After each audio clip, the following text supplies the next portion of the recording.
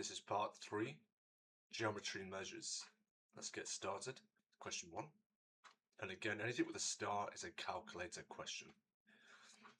The diagram shows a shape. Work out the area of the shape. So this is a composite shape. So we're going to split it into identifiable shapes. So a rectangle and a triangle. So that's 1. This is 2. Okay, so area 1. It's a rectangle. So length times width. That's 10 times 9, which is 90 centimeters squared. Shape 2 is a triangle, so half base times height. So what we have here, if this is 4, this is going to be 6. And this is going to be 7, so I could just do 7 times 6 and then divide by 2. 42 divided by 2 is 21 centimeters squared. Then the total area is 90 at 21. And that would be it. That's 111 centimeters squared. Then question number 2. The diagram shows a hexagon. I know that doesn't look like a regular hexagon, but it is because it's a 6-sided shape. So 1, 2, 3, 4, 5, 6. BC is parallel to ED, as we can see there the 2 arrows. Work out the size of the obtuse angle DEF. So remember that obtuse is an angle between 90, so let's say the angle is X, it's between 90 and 180.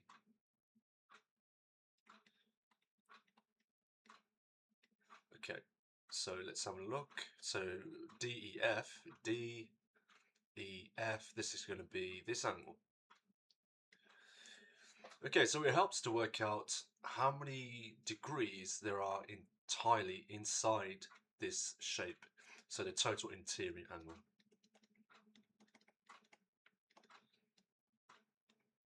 Okay, one way we could work that out is the formula, which is n minus 2 times 180. This will give us our total interior angle, where n is a number of sides. Remember, this is a hexagon, so it's 6. 6 minus 2 times 180, so that's 4 times 180. And that would be 720 degrees. So 720 degrees in total for this hexagon. Okay. Now I need to apply this not right angle, so this parallel situation. So what can I do here? Well, if this side is parallel with this, what this is incorporating is the C shape, which is the allied angles or the co-interior. So allied angles add up to 180. So what we could do here is just simply do 180 take away 42 degrees, and that would be 138 degrees. Okay, so remember the total interior is 720 degrees. So what I'm going to do is just going to do 720 degrees and take away all other angles.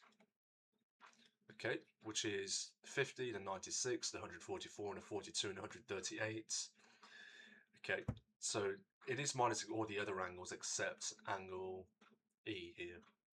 So all other angles except DEF. Okay, so this will give me, let's see, well, it'll be 250 degrees.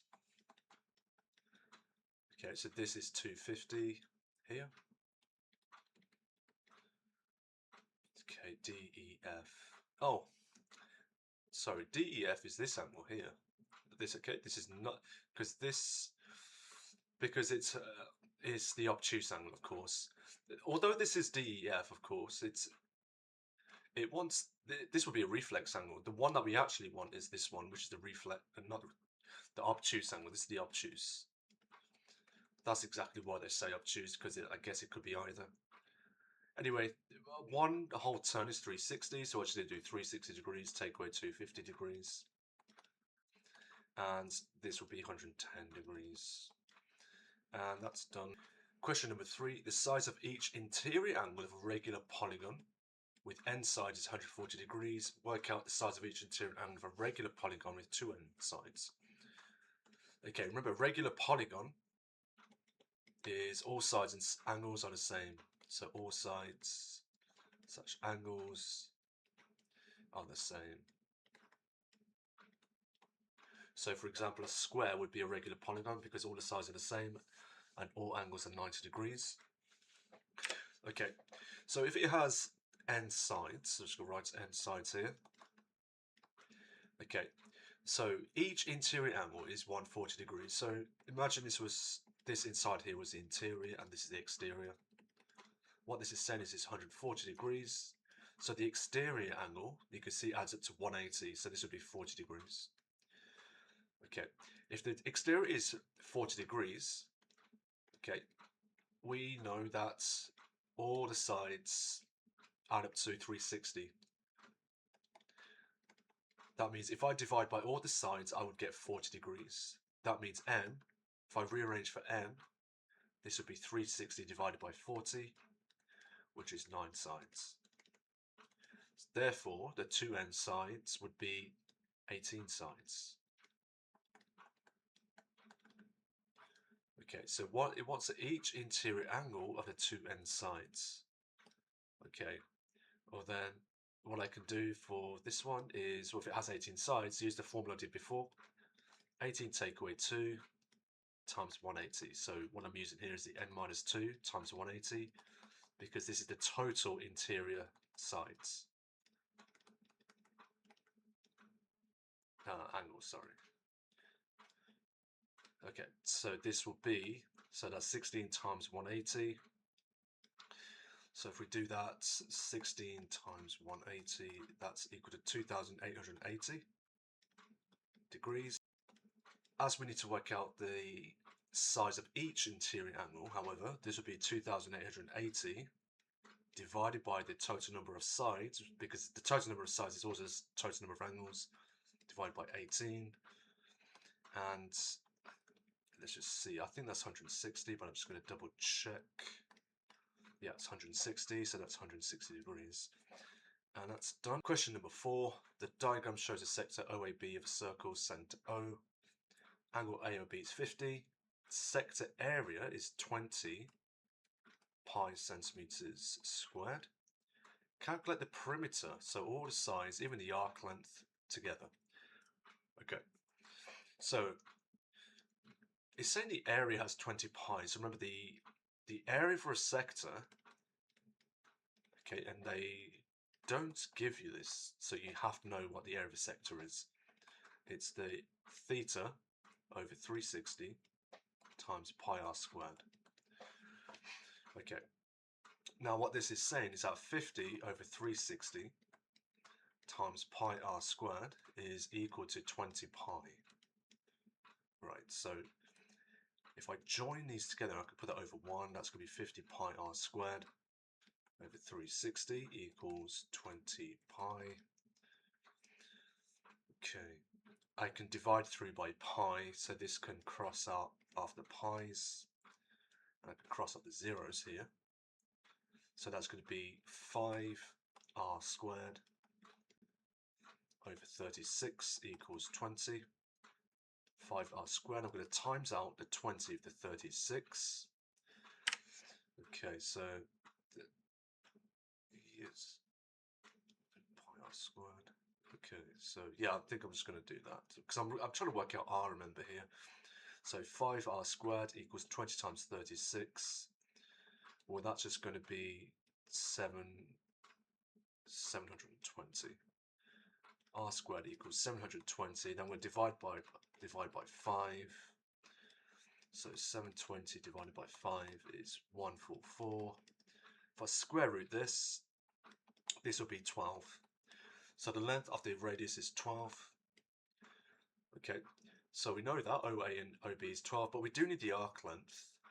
And arc length is very similar to the area of a sector, but it's not quite the same. So arc length is theta over 360, and it's a proportion of the circumference, which is pi times diameter, or 2 pi r. So this would be 50 over 360 times, now the diameter is going to be 24, because remember the radius is 12, so it's going to be 24 pi. Okay, so then if we do that, that's going to be 10 over 3 pi centimeters. I'm just going to leave it in pi form. So the total, or the perimeter, will be 12 add 12 add 10 over 3 pi. And that will give us 34.5 centimeters to 3 sig fig, as it's asking the question, it's 3 sig fig. That's done. Question 5, A is a town. The bearing of A from B is 230 degrees, 232 degrees. Find the bearing of B from A. Okay, so the bearing of B from A. Okay, so we're going from A. Right, so what we can do here is sketch this out. I would recommend just to sketch this out. Okay, so it's the bearing of B from A. So we always start with the northern point. I'm going to draw a northern point in. Okay, so find the bearing of B from A. Okay. So, but if this question is saying the bearing of A from B, so we're going from B. So let's call this B because we're going from B. Is 232. Now, what you could do is you could use your protractor. I mean, you don't have to be accurate here. This is just a sketch, but if you'll notice that 232 would go probably around there. So you can actually go the other way. Just go this way to work out, do it quicker basically. So if I do 360, take away 232, I can go the other way and just be slightly easier. But again, we're not really being accurate here in terms of like measuring the angle. So that's going to be 138 going the other way, 128 going the other way. So let's say that's around 128. That means A must be here. And then I'm going to draw another northern line at this point. Okay, so this is 128. This is the bearing, which is 232. Okay, this is 128. Remember the rule of the allied rule. Okay, remember these will add up to 180 degrees, the allied rule. So if this was 128, I'll just put 128 here. This angle is going to be 180 take away 128, which is 52 degrees. But remember, this is bearings, so please remember to do 3 digits, 052. You will be docked to mark if you do not follow the rules of the 3 digits. And again, remember, bearings is measured clockwise, okay? That's how we measure bearings. It's clockwise. Okay, so find a bearing of B from A. So we're going from A, and this bit would be the bearing. So the answer here is 052 degrees. Again, the sketch was quite helpful to visualize what's going on. So I'd recommend to do that if you get a similar question. Okay, that's done. Question number 6. By reasoning, show why the 2 triangles below are congruent. Okay, congruence means exactly the same. Right, so let's have a look. So we got the right side, there is a right angle for both triangles, but they also have a hypotenuse that's the same. So right angle, hypotenuse, and if you notice, this side is equal to this side, so that's side. So in other words, this satisfies the RHS rule, so therefore they are congruent. Very easy, 1 marker. Question number 7, this is calculator. So we can see there are some semicircles here. It's saying that AC is the diameter of semicircle X. Yes, okay, we can see that, and so is BD, and so is CE. Okay, so work out the perimeter of the shaded shape. So the perimeter. Okay, so we do need this bit, and we do need this bit, and obviously the curves. There are 3 semicircles here, but I think the key to this question is we need to work out the radius, because B is going to be the midpoint, and so is D and C. AC, so all the way from A to C and B to D and CE, so each are 20. So all of that is 20, so this must be 10. Okay, so that must mean that this is 10 as well. Okay, so if next we want to work out the circumference of each semicircle. So, well, a full circle, so this is full circle, is 2 pi r. Okay, so this is going to be 2 pi r divided by 2. This is a semicircle. Okay, so this will cancel. Remember, this is a semicircle. Circumference. And we know that the radius is 10, so this is just going to be 10 pi. Okay, that's just for the curved part, but there are 3 of them. So 3 times 10 pi is 30 pi centimeters. So the perimeter is going to be 10 and 10 and 30 pi. So that will be 20 add 30 pi, which is 114.24. But be careful. Always check that it wants it rounded to a certain point, nearest whole number, which will be 114 centimeters. That's finished. Question number 8. PQ is parallel to BC. Prove that X is 3Y.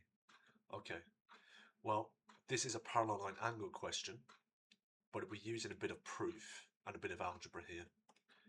This is the allied angle again. Remember, if you have an allied angle or co-interior, this adds up to 180 degrees. So if I know what X is, I know that I'll just do 180 take away X, whatever X is, but we don't know what X is, so this would be 180 take away X. Okay, now we also know that all of this adds up to 360.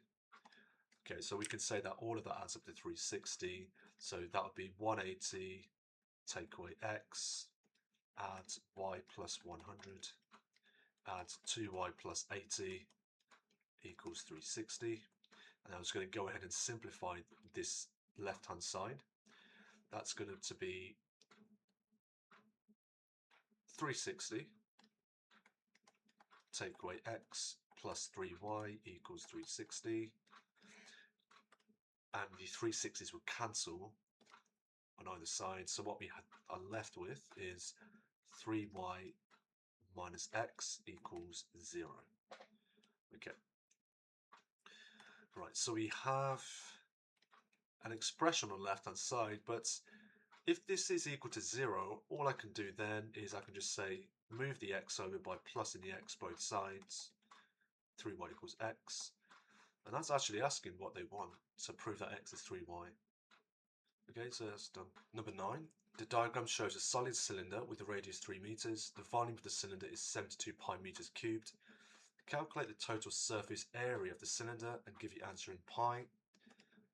Okay, so the total surface of the surface area of the cylinder is we're going to add the top, which is a circle, and the bottom, which is also a circle.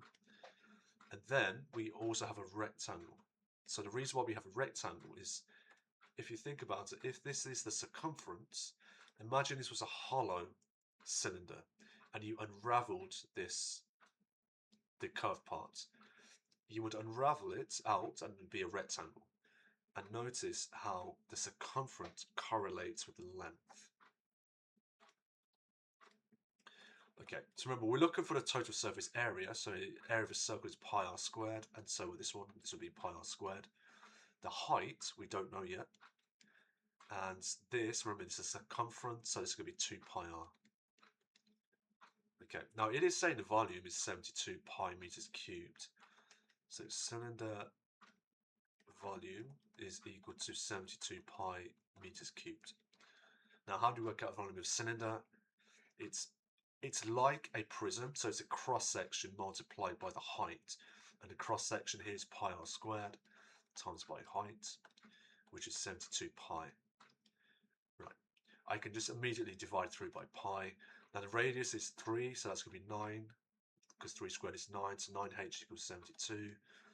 H is 72 divided by 9, which is 8 meters. So all of this is 8 meters.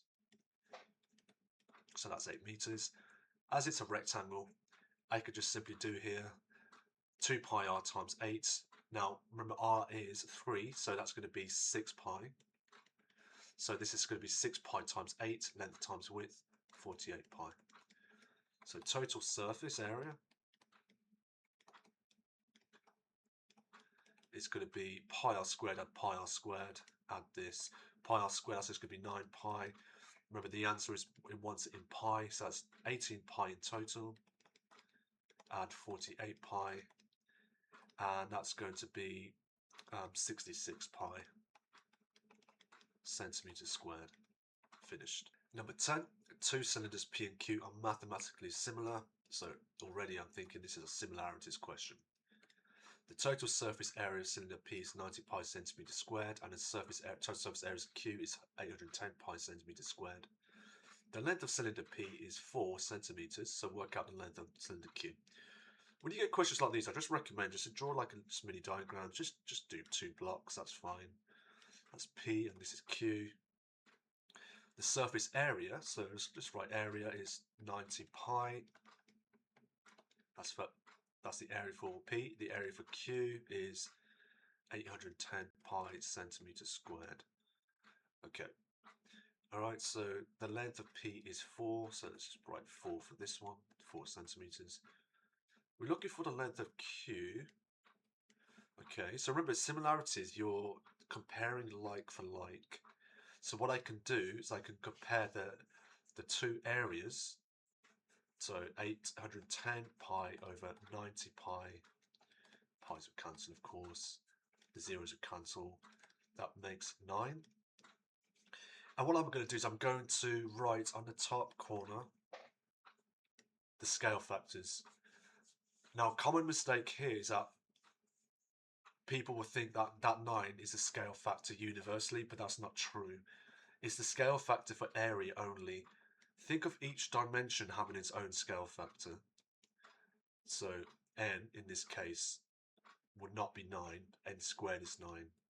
If I want n, I would just square root 9, which is 3. If I want n cubed, it would just be 3 cubed, which is 27. Okay, so that's all my scale factors. Just going to box that off. Right, so what do I want? I want the length of cylinder Q. Well, Q is certainly bigger, so what I need to do for this one is just do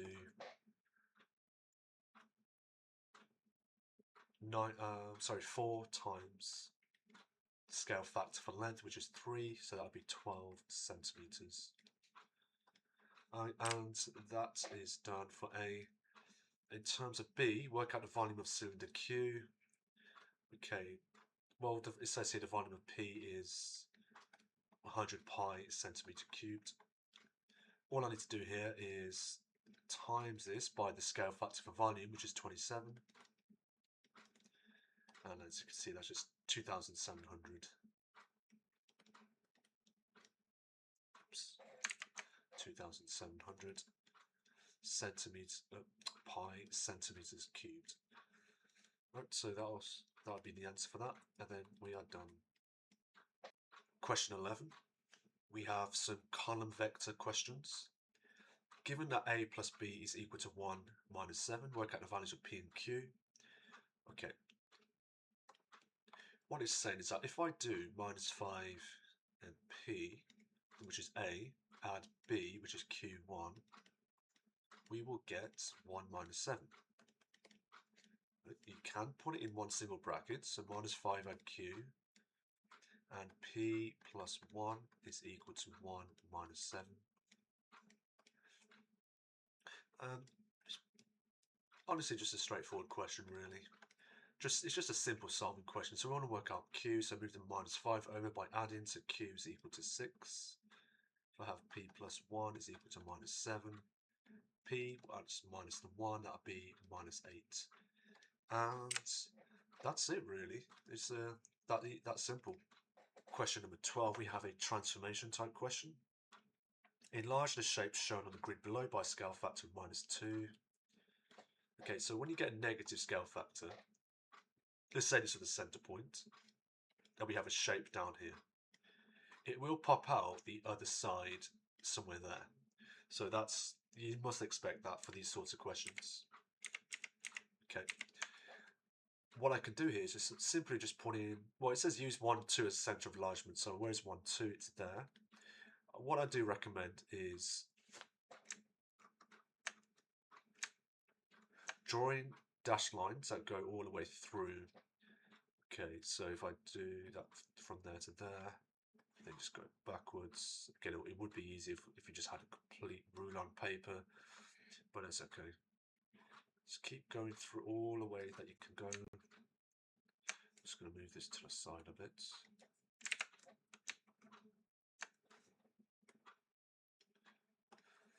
Okay, let's go again. It's not going to be entirely accurate, but it's fine. I would recommend to do as many vertices, so the corners of the point, as possible, but this is fine. I'll just leave it there. But what I can expect, this shape is going to be somewhere there. It might slightly go out the boundary lines. That's because I haven't really done it as accurate as possible. It's a bit difficult to do it on here, but let's just go straight from it. Okay. What I'm going to do next is I'm going to work out the vector from the center to each vertex. So for example, if I've got a center point of 1, 2, how do I get to this point, which is 2, 3? So we're going from 1, 2 to 2 to 3. So you can see I go 1 across, 1 up. Okay, so I go 1 across, 1 up. Okay, and what I can say is this is to the vertex, from the center to the vertex. So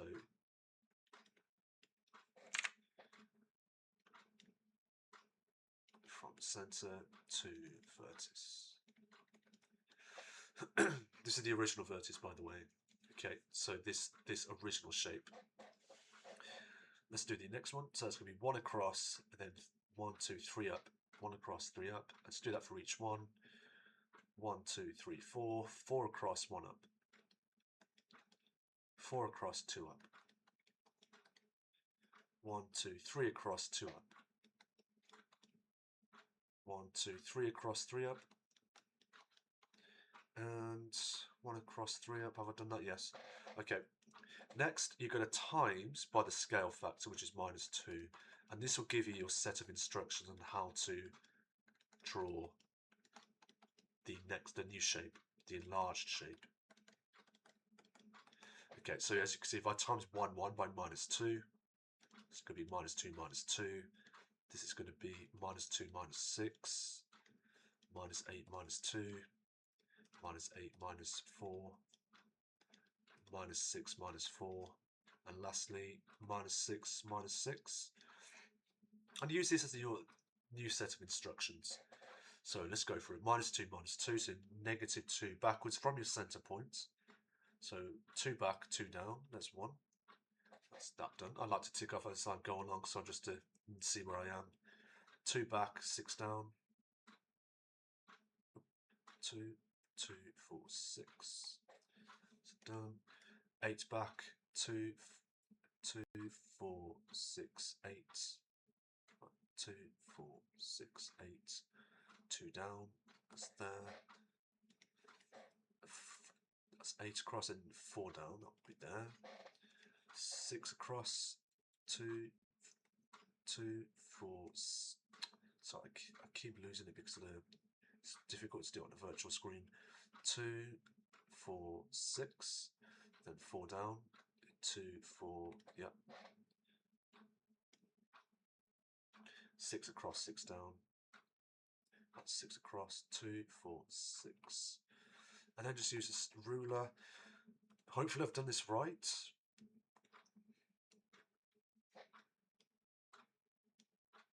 Oh, I think I made a mistake somewhere. Let's just see where I've made a mistake. I think it's this one. What was this one? Let's just, so 2 across, 2 down. Okay, that's fine. 2 across, 2, 4 up. This one is a mistake. 2, then 6 down. 2, 4, 6. Okay. So that will go across. Use a ruler, of course. Pretty sure that should go there. What's that going to be? Is it 2, 2, 4, 6, 2, 4, 6? that was this one then. So just double check, 2, 4, 6, 2, 4, 6. Yeah, that was this one. Just made a mistake there. Again, use a ruler. I've just been a bit lazy here. And that would be our new shape. But yeah, that's the vector method. I think that's quite useful. But that's finished. Okay, next one is a vectors question. Nearly all my students hate vectors. It is notoriously hard, vectors, especially if it's towards the end of the paper. But I would recommend, if you do have knowledge of vectors, try and do as much as you can. Just try and attempt the question. You never know, some of the vectors that you might work out might get you a mark, and that could be crucial towards your final grade. Okay, so PQR is a triangle. The midpoint of PQ is W. X is a point of QR, such that QX to XR equals 2 to 1. I'm going to show you what you can do with this in a second, which might be very helpful going forward. PRY is a straight line. PW is A, PR is B. This has already been labelled for us. Find in terms of A and B. I'm just going to zoom in a little bit actually. Find in terms of A and B, Q to R. That when you get a multiple question like this, the first few are they should be straightforward, and you'll see that you probably end up using those as you go forward. So Q to R, the midpoint of QR is W. Okay, the midpoint of the midpoint of PQ is W, which we can see now. That means this has got to be A as well. So that entire vector is 2A. Okay. Find in terms of A and B, Q to R. So we want to get from, our destination is going from Q to R. So we're starting at Q and we will end up at R. As you can see, we have to go this way. And the reason why we have to go this way is because there is no direct route from there to there. So we have to go from Q to R. We're going against the arrows for A. So that's going to be negative 2A plus B. Okay, that's QR. Again, you see that's pretty straightforward. Okay, that's I. Okay, part 2. Q to X. Okay, so we'll get from Q to X. This is where this is going to be very useful. This is what I like to show my students because this can be very helpful. Just draw out the line from, we're going from Q and this is to R. So this is basically this line there. That's Q, this is R. And X, let's say X is around there. You can see that the ratio is split into 2 and 1. That means Q to X, if that's 3 parts, this is worth 2 out of 3. And this is worth 1 out of 3. So in other words, Q to X is worth 2 out of 3 of the entire line QR. XR, on the other hand, is worth 1/3 of Q to R. Okay, this could be really useful going forward. I'm just going to just box this off. Yeah, I'm just going to rewrite 2/3 QR. QR we've already got is minus 2A plus B, so it's 2/3 of minus 2A plus B. So if I times out the brackets, just simple expanding, that's going to be minus 4 over 3A plus 2/3 B. Right, that's done. Okay, next one, part 3, WX. Okay, there are 2 ways I can get from WX. I can go this way, or I can go this way. Oh, I'm going to go this way. This is the easier route because if you notice, I have the direction of travel for QR. So I already have the direction for that. Always make it easy for yourself. Otherwise, you might be working in negatives and you might make a mistake. So going from WA, we can see that's just going to be WQ plus QX. Now WQ is A plus QX. Now QX we already have. It's minus 4 over 3A. Minus 4 over 3A plus 2/3 B. And then to simplify that, that's going to be minus 1/3 A plus 2/3 B. Okay. And, just in case you're wondering, by the way, why am I putting little lines underneath the vectors? That's actually the proper way to show that it's a vector. At GCSE, I don't think they penalise you. I'm pretty sure they don't penalise you. So you're okay if you don't put the lines underneath, but that is the proper way to show vectors. That's number 3 done. Lastly, B, R is a midpoint of the straight line PRY. Okay, I've already put a B there. Okay, so use a vector method to show that WXY is a straight line. Okay, so WXY is straight. Okay, as you can see, before I just tackle these questions, I just put this information in already.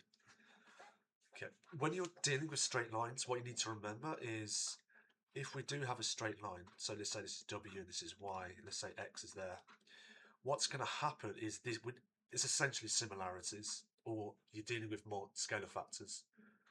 In this case, what we call scalar multiples for vectors, which is basically scale factors. So we're looking for a scalar multiple. In other words, what this is saying is that WY, I like to do the whole line, is a scale factor. So in this case, it's going to be a fraction. WX is a fraction. If I want to do WX, which I'm going to do, WX is a fraction of WY, as you can see. In ratio form, it can be a scale factor, or just we can just work out a scale factor, just K. Okay. So in these questions, I do recommend to work out the whole vector of the line versus one portion. And that's what I'm going to do here. Okay, so let's work out WY first. WY is just minus A plus 2B. So that's straightforward. Next, I'm going to do WX. WX is, well, we already have it, which is nice. We have it from a previous question. This is a nice question because it keeps using a previous answer. Okay. Now what I'm going to do is just set it up for what this is saying. So that's minus A, well, that's WY, minus A plus 2B equals minus a third A plus 2/3 B. Okay, but remember this is a scale factor. So I'm going to put a K there. We want to work out K. So compare the coefficient. I can just do these two. Okay, so minus 1. Remember this coefficient is minus 1 equals minus a third K times out with 3, which is minus 3. So that'll be minus K equals minus 3. So K is 3. Let's just check that. So minus A plus 2B. So I want to check that because it needs to be consistent throughout. So does the left side equal the right side?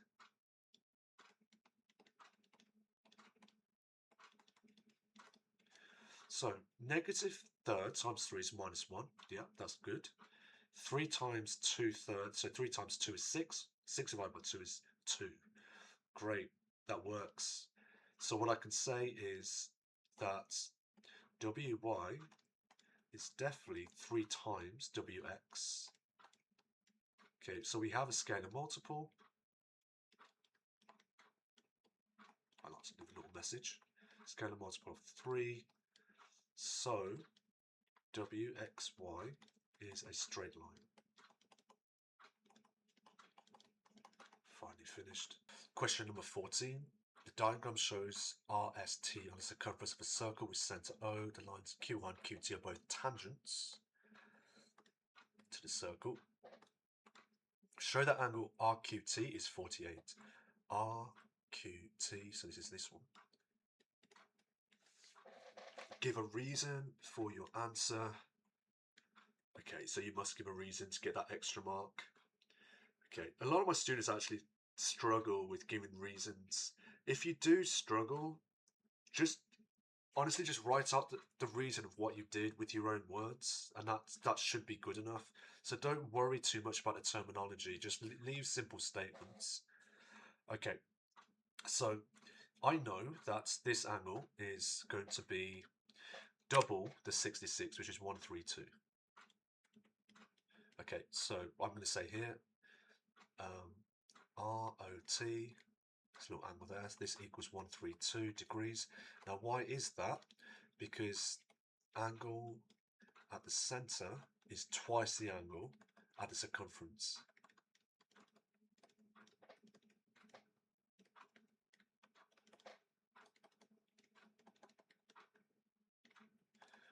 Right, that's all done. I know that these are right angle because a tangent, remember tangent is a line that hits a curve but doesn't go through it. So I can say that Q, R, O and Q, T, O equals 90 degrees because tangent meets, in this case, the radius, which is OR and OT, so meets radius at 90 degrees. Okay, now why is this 48? We've got to prove that, remember, we need to prove this.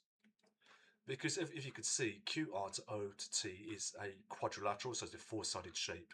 So this adds up to 360. So really what I have to do here is do 360, take away the two 90s, which is 180, take away the 132. And if I do this, this should get me 48, which it does.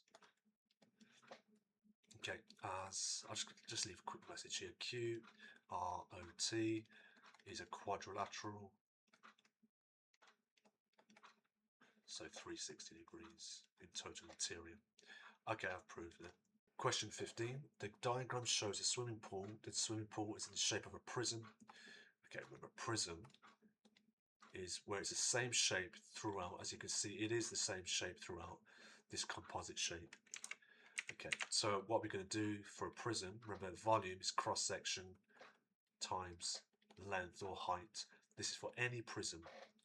Okay, and a prism is a shape, a 3D object with straight edges.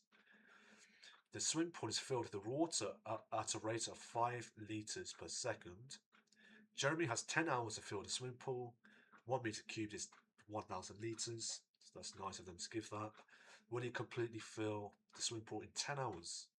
There's a lot of process going for this one, and it is 4 marks. So let's just go ahead and do this. Okay, so I need to work out the cross section. So if I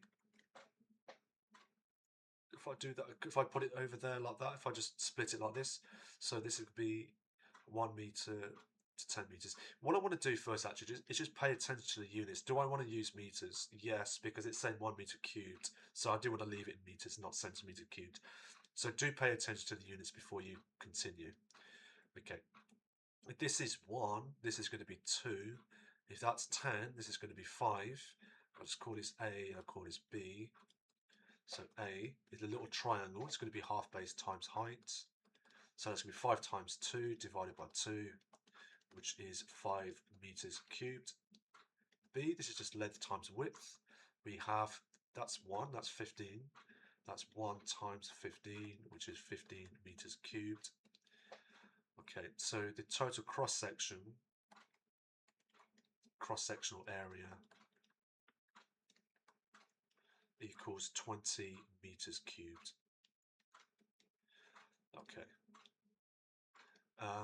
Now the volume, remember it's cross-section times length, so it's going to be 20, which is the cross-section, times the length, which is 10. So it's times 10, which is going to be 200 metres cubed. Okay, we've got the volume. So already we have a bunch of marks. Okay. So how many litres is that? Well, if 1 metres cubed is equal to 1,000 litres, and we want 200 metres cubed, whenever I do to one side, I'll get from 1 to 200, but times that by 200, times that side by 200.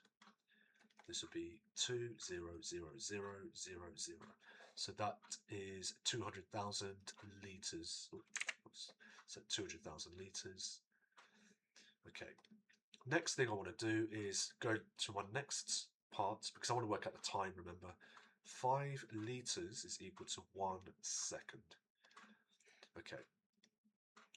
Now, we do want, let's see, we do want 200,000 litres. Okay, we do need to turn that to 200,000 litres. So I'm probably going to go this side, and I want to get from 5 litres to 200,000 litres, and my multiplier for that would be 40,000. So this, remember what I do to one side and do that. See the side, so I times this side by 40,000. So that's 40,000 seconds. Nearly there. I just need to turn that 4 40,000 seconds into hours. Now, how many seconds are there in a hour? Well, there is 60 seconds per minute, so 60 times 60. So that'll be 40,000 divided by 3,600. I know this is a calculator, but just do like this. And that will be, well, this bit you will put in calculator, and that'll be 11.1, because that will be hours now. We could compare it to the question. And this is greater than 10, which is greater than 10 hours. So, no, he does not fill in 10 hours. Right, done. Okay, question number 16. I gotta admit, this is a really tricky question. I didn't realise how hard it was when I first put this on, but it is a tricky question, easily level 9. Question 16. A frustum is made by removing a small cone from a large cone. The cones are mathematically similar. Okay, so we're going to be dealing with scale factors. The large cone has a base radius r and a height h. The volume of the frustum to the volume of the large cone is in a ratio 98 to 125. Find an expression. So if you're looking for an expression, we're not dealing with values really. We're looking for an expression in terms of variables, so in terms of h for the height of the frustum. Okay, so first things first, I just want to go to the cones are mathematically similar. So if all of this is h, then there will be a scale factor between these two cones, because what we're dealing with, we are dealing with a large cone and a small cone. So if all of this is h, then we would have to times the scale factor. So let's call the scale factor x. So that's xh. Okay. So again, this is a tricky question. I can't remember which example this was, but I think it was one of the last questions. Easily grade 9, easily. Okay. Let's go to the volume of the frustum. Let's look at this. The volume of the frustum to the volume of the large cone. Remember, this is the frustum, and this is the cone, obviously.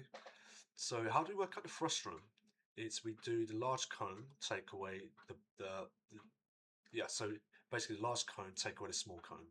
So I'll just put here, large cone, take away the small cone. That's going to be the frustum. All over the large cone. Remember, this is the volume. So this is volume, remember. Okay. And that equals 98 over 125. Because what I'm going to do now is just break this down. So the large cone, the volume of the large cone, it has told us there. So the volume of the large cone is a third pi r squared h, take away the volume of the small cone. Remember, if this is xh, okay, if that's xh, the same thing is going to happen to the radius. So that's going to be xr, because if that, as you can see, the radius is going to be r.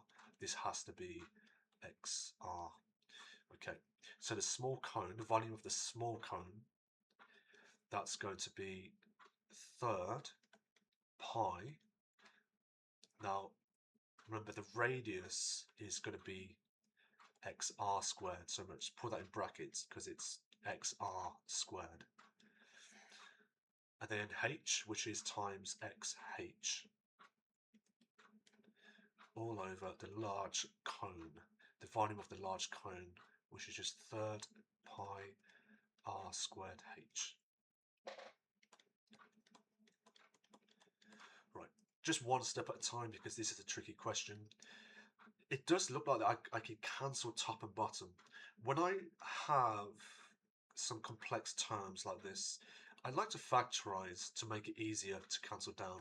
So as you can see, on the top, on a numerator, they both have a third pi. Okay, this would be xr squared.